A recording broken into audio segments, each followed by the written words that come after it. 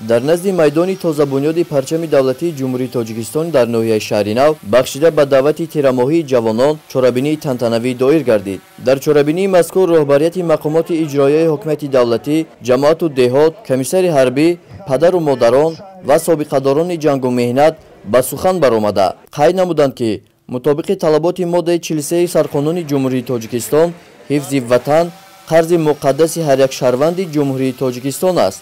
ҷумҳурии Тоҷикистон баъди ба даст овардани истиқлолияти давлатӣ соҳиби артиши миллии худ гардида, иқтидори мудофиавии он сол то сол густариш меёбад. ҳоло дар сафи қувваҳои мусаллаҳи ҷумҳурии Тоҷикистон ҷавонони ба ору номуси ватан, афсарону сарбозон донишу маҳорати худро баҳри ҳимояи манфиатҳои давлат ва амнияти кишвар сайқал медиҳанд.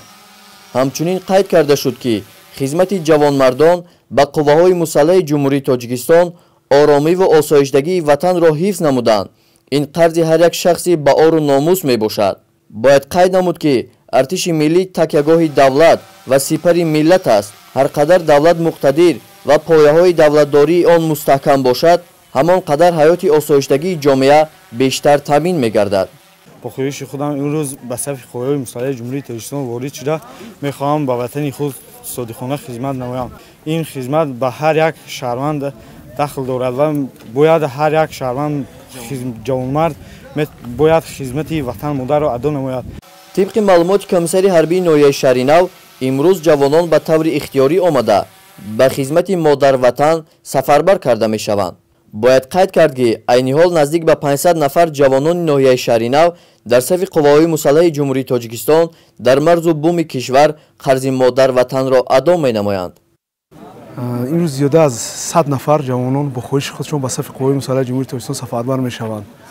زیاده از 50 نفر جوانان را از طرف مقامات اجرایی حکومت دولتی ناحیه شهر نو با شهادتنامه رانندگی درجه S1 تقدیم نمودند. امروز ما در نقشه‌ای که از طرف وزارت مدافع جمهوری تاجیکستان به ما داده است با صفت با سربلندانه اجرا می‌نماییم.